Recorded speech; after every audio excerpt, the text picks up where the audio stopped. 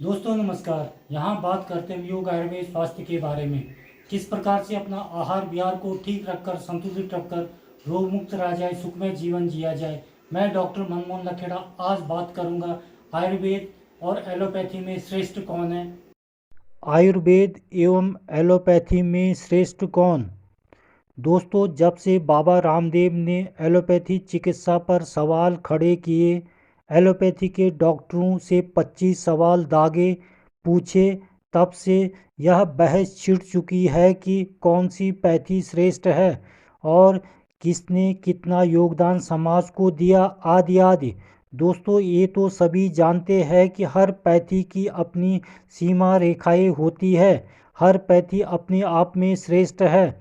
लेकिन जिस प्रकार से भारत में एलोपैथी वालों ने केवल एलोपैथी को श्रेष्ठ कहा है, माना है, यहाँ किसी भी प्रकार से तर्क संगत नहीं है, सही नहीं है। बाबा रामदेव जी ने जितने भी प्रश्न किए, अगर इनका उत्तर ही ये एलोपैथी के विशेषज्ञ सही रूप से, ईमानदारी से दे देते तो काफ़ी हद तक यह साबित हो जाता है कि जो गुणगान श्रेष्ठता एलोपैथी के ये विशेषज्ञ गिना रहे हैं, वहाँ साफ हो जाता है। दोस्तों, सच बात तो यहाँ है कि इन प्रश्नों का उत्तर इन एलोपैथी विशेषज्ञों के पास है ही नहीं।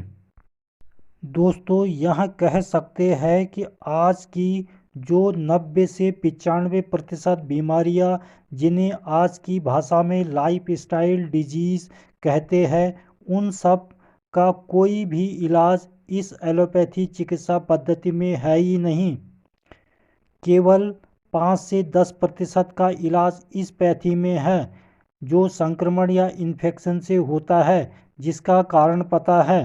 और आज भी लगभग 90% लोग आयुर्वेद जीवन जीते हैं, इसीलिए वो आज भी विश्व के मुकाबले में ज़्यादा स्वस्थ तंदुरुस्त है। और यहाँ अनेक बार अनेक शोधों से साबित हो चुका है कि जो भी आयुर्वेद के अनुसार जीवन जीता है, वह रोग मुक्त स्वस्थ बना रहता है। और दोस्तों, आजकल असाध्य रोग होने का यही सबसे बड़ा कारण है, और कैंसर तक होने का यही एक बहुत बड़ा कारण है। और इसका नतीजा है कि कोई भी परिवार ऐसा नहीं मिलता जिसमें सभी परिवार के सदस्य सुखी संपन्न है। अर्थात परिवार में किसी न किसी को या हर सदस्य को कोई न कोई परेशानी या बीमारी है। और यही गलत आहार विहार 90% असाध्य रोगों को जन्म देता है, जिसका एकमात्र अस्थायी समाधान सिर्फ केवल आयुर्वेद की चिकित्सा या जीवन शैली जीने से ख़त्म होती है। और दोस्तों, आपने ये भी देखा होगा कि जब आप किसी भी एलोपैथी के अस्पताल में जाते हैं तो वहाँ पर एक लंबी चौड़ी प्रक्रिया चलती है। जांचें या टेस्ट करवाने से लेकर आज तक मैंने ऐसा किसी डॉक्टर को नहीं देखा जो ढेर सारी दवाइयाँ न लिखता हो। दवाई लिखना उसका पहला काम रह गया है। साधारण से रोग में भी ढेर सारी जांचों के साथ दवाइयाँ लिखी जाती है। जो काम की चीज़ें होती है, जैसे परहेज़ करना, किसी बीमारी में कैसा भोजन करना, पथ्य अपथ्य का परहेज़ करना, कैसा आहार विहार करना, उसके लिए इन विशेषज्ञों के पास समय नहीं है या ये बताना नहीं चाहते हैं। जबकि दोस्तों, आयुर्वेद इसके लिए ही काफ़ी बदनाम है कि दुनिया भर के पथ्य अपथ्य परहेज़ बताए जाते हैं। यहाँ आम जनमानस नहीं समझता कि इन पथ्य परहेज़ करने से बीमारी स्वतः खत्म हो जाती है।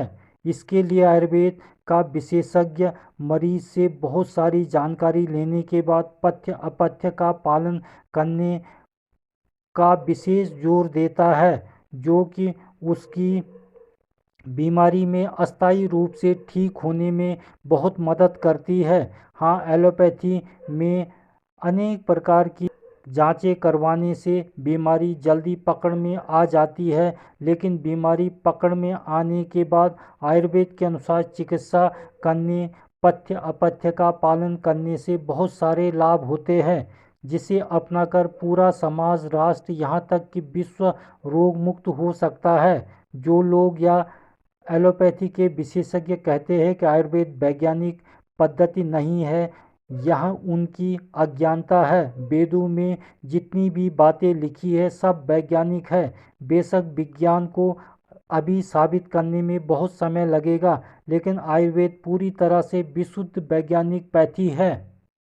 दोस्तों, आयुर्वेद जीवन जीने का एक सनातन तरीका है जो कहता है कि ऋतु के अनुसार या जीवनचर्या के अनुसार अपना आहार विहार बदलकर ठीक कर रोग होने ही मत दो।